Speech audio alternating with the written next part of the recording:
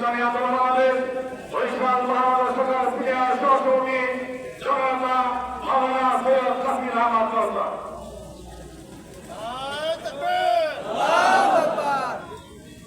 السلام عليكم ورحمة الله وبركاته.